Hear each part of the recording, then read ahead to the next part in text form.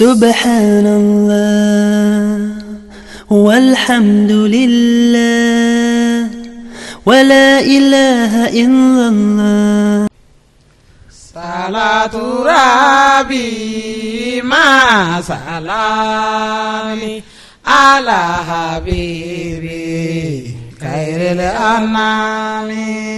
صلاة ربي مع سلامي على حبيبي خير الأنام. باري شوفوكي دان الكتوفي باري الهاتوفي. الحمد لله رب العالمين والصلاة والسلام على رسول الله الأمين وعلى آله وصحبه أجمعين وسلم تسليما كثيرا. وبعد السلام عليكم ورحمة الله وبركاته. أمبري السلام أمبي أو بسم الله نواتيلا أكادينيا كنا فوني كنكا ودي ولا نامي بسك أو يسنة في سوانكا أكاكون يابسك جابي سرو أكا سلامي نقول له شكرا منا وكنه نورما ينسيك دون نواتينا أني أنا ما بفلا بسم الله أنفه تلسو كنا الشيخ محمود كما يعني الشيخ عثمان صالح تراوري. الشيخ محمود السلام عليكم ورحمة الله وبركاته. وعليكم السلام ورحمة الله تعالى وبركاته. بسم الله فين واتنا دينك نفوني كنكا. الحمد لله رب العالمين والصلاة والسلام على النبي المصطفى وعلى آله وأصحابه وسلم تسليما كثيرا. على كم بصوابا عنك فتونا كتاب بلا جلنا. آمين. أنبا السلام عليكم ورحمة الله تعالى وبركاته. الشيخ عثمان صالح تراوري بسم الله كان واتنا. الحمد لله وصلى الله وسلم على رسول الله وآله وصحبه من والاه وبعد. السلام عليكم ورحمة الله وبركاته. موما منوس ولندو سنة بلاني واتينا كونيبلا أجبرانينا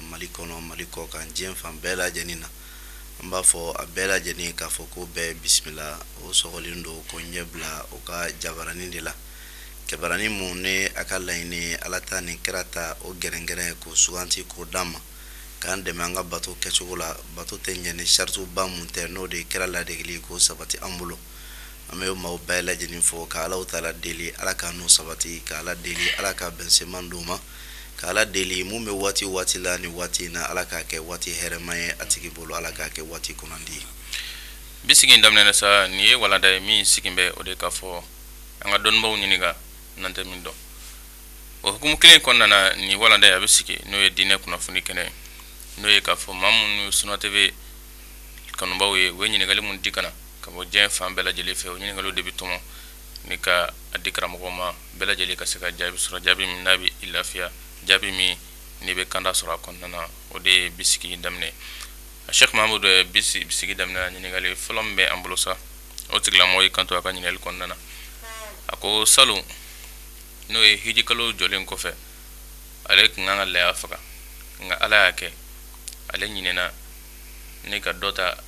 ashiwla aya kungulodi ka doba ngoro shila ka shonun tige yala kalin baramike weke sobi ale la mike salo akere la cheni wa wal malaya kitibedi يا أستاذ إبراهيم على كم بصواب ما أتكلم الله يكيني أن الله يكين تفهم كلام فيه أمونتي محمد صلى الله عليه وسلم كوني مؤمن بافك الله يكانتك نسلبا كلو جورا كبا إكنا فوي وإفر كلو يرشيلا ni kuma injate mena abe bolike oka ikana foi bo ifarukolo yoroshira kunsigi mimbe ila kana foi bo ala kana di kana asurunya soni minumbe ila kana foi bo ula ya famu ni dorro na operation ni fengoro ya damana koyi lesa ala almarid haraj okuma sisa ni e mo mi ni nyinanye isoro kalo jolen ko fe Allah ya kanti kalo o jolen ko fe e nana kan nyinan boloma ka dobo ikunsigila wala ani ki sonun tige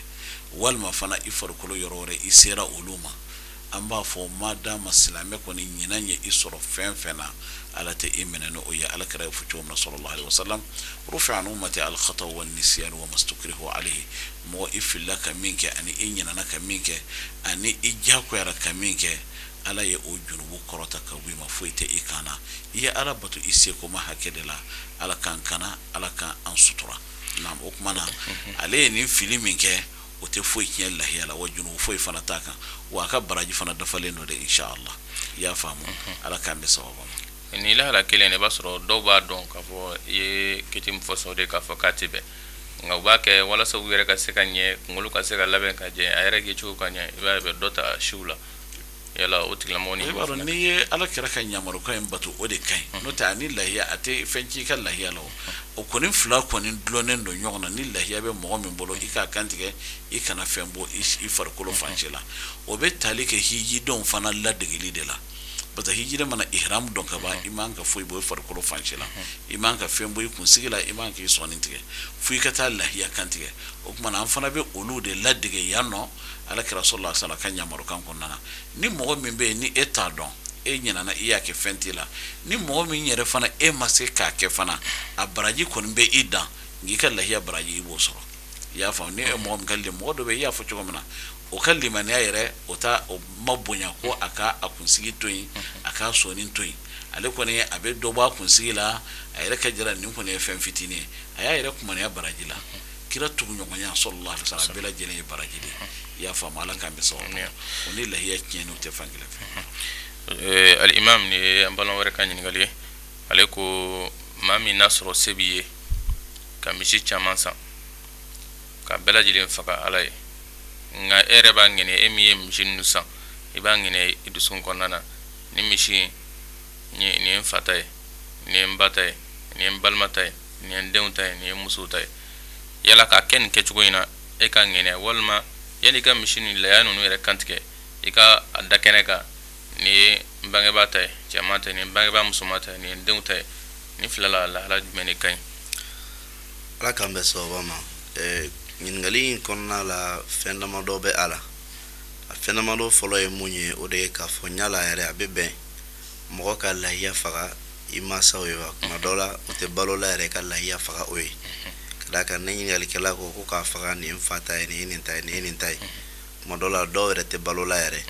ɲala a bɛ bɛn lahiya ka faga olu ye wa dɔnnikɛlaw ko baasi t'a la a bɛ don saraka kɔnɔna la ka d'a kan alakira sallallahu alaihi wasallam a ko seliba don na baara mun ka di ala ye ka tɛmɛ baara bɛɛ kan o de ye ka joli bɔn ala ye wala n'i ye joli bɔn ala ye ko joli in ko a bɛ jɔyɔrɔ sɔrɔ ala yɔrɔ ka d'i ma ka sɔrɔ hali joli in yɛrɛ ma tɔni duguma fɔlɔ o b'a jira k'a fɔ ko o baara ɲuman kɛli saraka bɔ sira dɔ don o kosɔn ka lahiya kantigɛ i masa ye a fato la nka e ka kɔntine ka lahiya kantigɛ a ye fo ka taa se e yɛrɛ bɔli ma ɲɛnamaya in kɔnɔna la baara cɛɲumanba don kosɛbɛ o cogo kelen fana na mɔgɔ wɛrɛ mun bɛ yen n'o ni lahiya kantigɛli ka kan i ka o tigilamɔgɔ kɛ ka se sɔrɔ i yɔrɔ ka lahiya kantigɛ a ye siga t'a la ale bɛ baraji mun sɔrɔ lahiya in na e fana b'o baraji ɲɔgɔn sɔrɔ o kama mɔgɔ min bɛ yen ni a se kɛla e ye ka saga caman san walima ka misi caman san ka ŋaniya i dusukun na k'a fɔ nin ye karisa ka lahiya nin ye karisa ka lahiya ye i ye mɔgɔ 10 ka lahiya ŋaniya i dusukun na k'a san k'a kantigɛ k'a sɔrɔ n'i ma taa jɔ o kunna ko nin ye nin ta ye nin ye nin ta ye n'i ye nin kɛ basi foyi tɛ a la lahiya ŋaniya siri yɔrɔ ye dusukun de ye n'i y'a siri dusukun na a ma se k'a fɔ k'i ka jɔ k'a kuma nin ye karisa ta ye i y'a sirili mun kɛ dusukun na o b'i wasa ka d'a kan ŋaniya pilasi ye dusukun de ye hali n'i ma taa jɔ a kunna k'a fɔ nin ye karisa ta ye nin ye karisa ta ye mɛ e y'a san ni o ŋaniya mun ye k'a kantigɛ ni a ye Alaw taala b'a bila o bɛɛ lajɛlen ka mizan kɔnɔna la ni mun filɛ nin de a kɛcogo ye wallahu ta'ala a'lam. Alimam ni lahala kelen kɔnɔna na kuma dɔ i b'a sɔrɔ kunnasiri dɔ bɛ dɔw la i b'a sɔrɔ se b'ale ka laya san a kelen ye i b'a sɔrɔ k'a san a yɛrɛ k'a san bangebaa ye kuma dɔ gɛlɛya b'a la yala est-ce que mɔgɔ bɛ se ka laya faga i yɛrɛ ye k'a sɔrɔ i ma faga i bangebaga ye wa? Mɔgɔ bɛ laya faga i yɛrɛ ye k'a sɔrɔ i ma faga i bangebaga ye ka d'a kan an tɛmɛna a kiti la cogoya mun na dɔnnikɛla dɔ y'a don wajibi kɔnɔ n'o ye alimam Abu Hanifa ka madhabu ye dɔnnikɛla fanba bɛ mun kɛ o de ye k'a fɔ kɛra ka sunna gɛlɛn don ni sunna gɛlɛn don a bɛ mɔgɔ de ka mɔgɔ mun n'o y'a se sɔrɔ e ye den e y'a se sɔrɔ nka i masa olu m'a se sɔrɔ Alaw taala t'o ɲininka a la fɛn mun se t'i Ala tɛ o kan i bolo e mun y'a se sɔrɔ a ka kan e de ka faga i yɛrɛ ye a yɔrɔnin dɔ bɛ yen a ka kan k'o fana faamuya a bɛ bɛn mɔgɔ mun bɛ yen ni ale se kɛra saga kelen dɔrɔn de ye a se kɛra saga kelen mun ye a k'o saga kelen in kantigɛ k'a ŋɛniɛ ale ka lahiya don o cogoya kelen fana na a ka denbaya mun bɛ yen o kɛra masa ye walima o kɛra denw ye ne a se tɛ olu ye k'a ŋɛniɛ k'o bɛɛ ka lahiya don ka d'a kan Alakira sallallahu alaihi wasallam ne Bukhari kɔnɔna lajɛ i bɛ hadisa dɔ sɔrɔ yen k'a fɔ ko alakira sallallahu alaihi wasallam a ye saga kelen kantigɛ k'a fɔ ko ni saga kelen ni ne alakira sallallahu alaihi wasallam n ka lahiya ye ani n ka somɔgɔw fana ka lahiya don o cogoya kelen fana na hadisa wɛrɛ dɔ bɛ yen tuguni k'a fɔ Abadhari ka kumakan dɔ bɛ a ɲɔgɔnna dɔ la ko alakira ka waati la sallallahu alaihi wasallam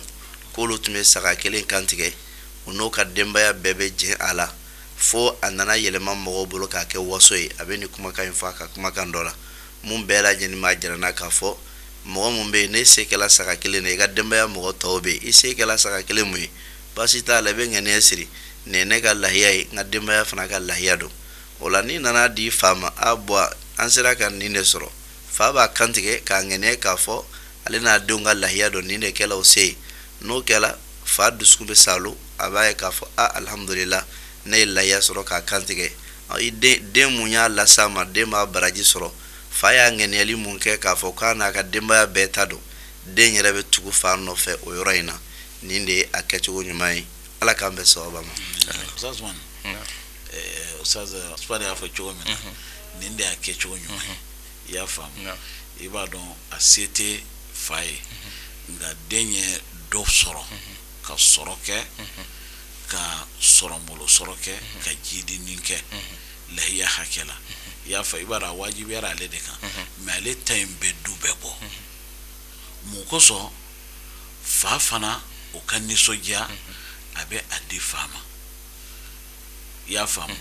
a mana kɛ fa ta ye sa komi den n'a ka bololafɛn bɛɛ fa de ta ye an ta wa malu kale abi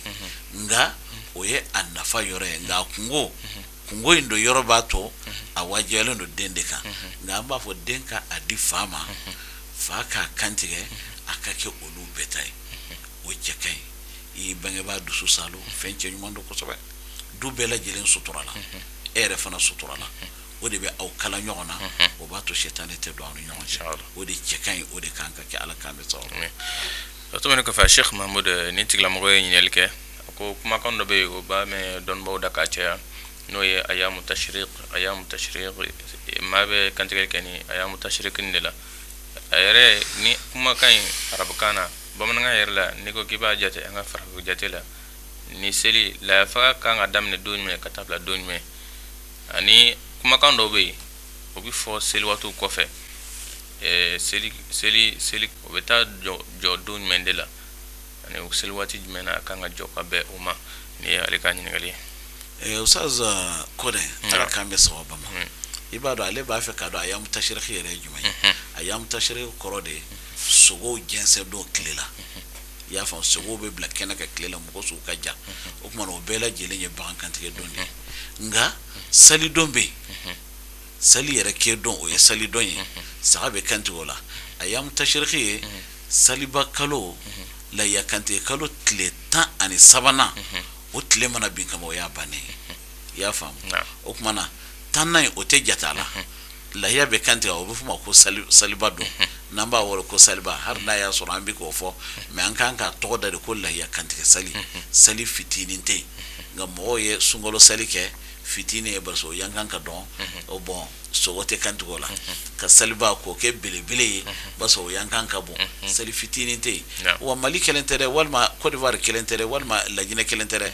diɲɛ fan bɛɛ de bɛ nin tɔgɔ fɔ tan ko al-Eid al-Kabir ni taara arabu jamana na wa al-Eid al-Fitr al-Eid al-Kabir ka sɔrɔ Eid al-Adha de don o mana sisan ni i ye a fɔ cogo min na ni o kɛra o cogo la sali don na o ye kantigɛ don ye o tɛ jate ayamu tashriq la i y'a faamu o ye yomul Eid al-Akbar o 11 don o de ayamu tashriq in bɛ daminɛ o de la parce que k'a bila a ka ja i mana kantigɛ a bɛ bila a ka ja 11 na 12 na 13 don o y'a bannen ye takbira min fana bɛ ban a la a bɛ ban nin don lansara sali de la i y'a faamu lansara mana sali ka ban o tuma na jama ni misiri la parce que o b'a sɔrɔ fitiri o b'a sɔrɔ tile binna n'a tile binna o y'a ko bannen fo san wɛrɛ an bɛ dugawu kɛ ala k'a san wɛrɛ yɛrɛ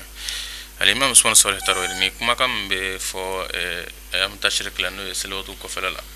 kumakan in yala sabatala ka bɔ alakira sallallahu alaihi wasallam cogoya caman walima cogoya kelen de b'a la i kan ka fɔ cogoya min na Allahu akbar fɔli ka daminɛ seli don na fo ka taa se seli tile 3 in banni ma alakira ka sunna don sallallahu alaihi wasallam. Abdullah ibn Umar b'a langari anw ye o cogoya kelen fana Abu Huraira fana b'a langari an ye hadisa dɔ kɔnɔna la k'a fɔ ko alakira tun kɛla sallallahu alaihi wasallam ani sahabaw ko to mina o tun bɛ Allahu akbar fɔ ayyamu tashriqu la o Allahu akbar man kan ko a tun bɛ kɛ i b'a fɔ ko a bɛ y'u ka tantanw yuguyugu o cogo kelen fana Abu Huraira ka hadisa la a ko mɔgɔ dɔw tun bɛ sɔrɔ olu cɛla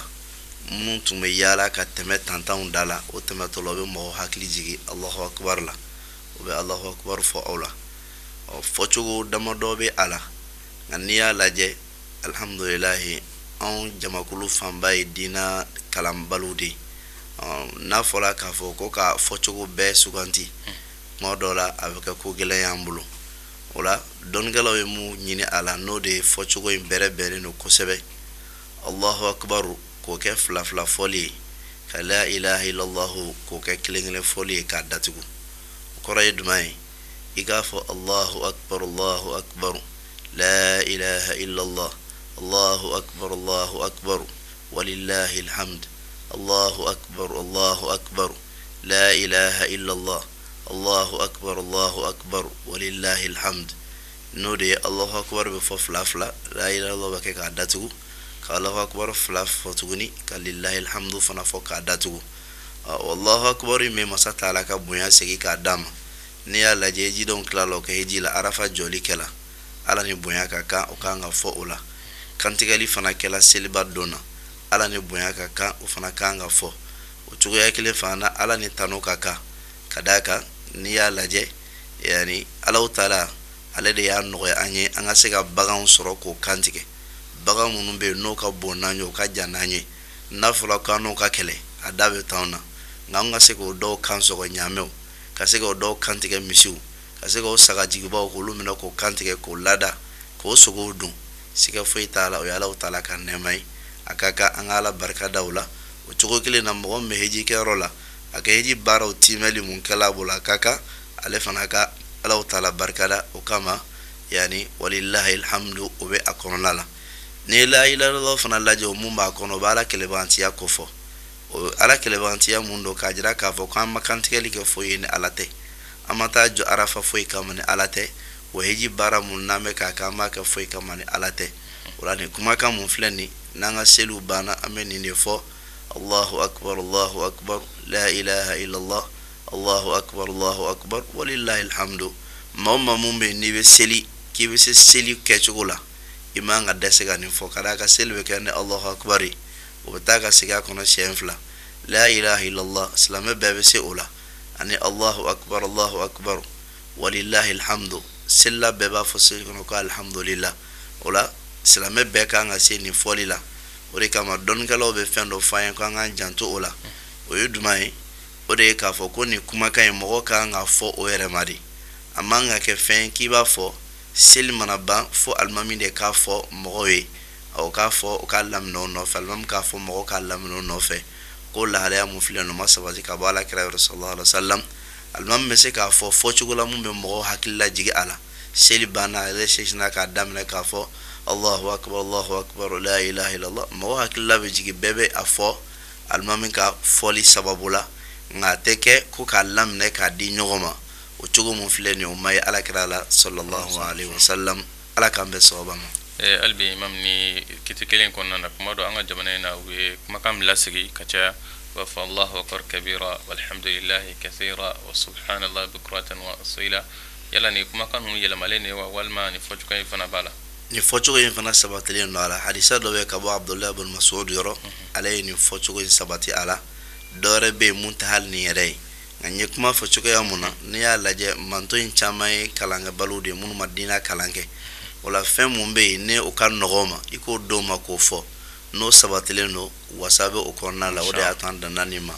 ala k'an bɛn sababa ma albi ya Sheikh Mahmud an bɛ ɲɔgɔn fɛ ni y'an balima dɔ ka ɲininkali ye an na kɛ bɛ sigi ɲininkali laban ye a ko ale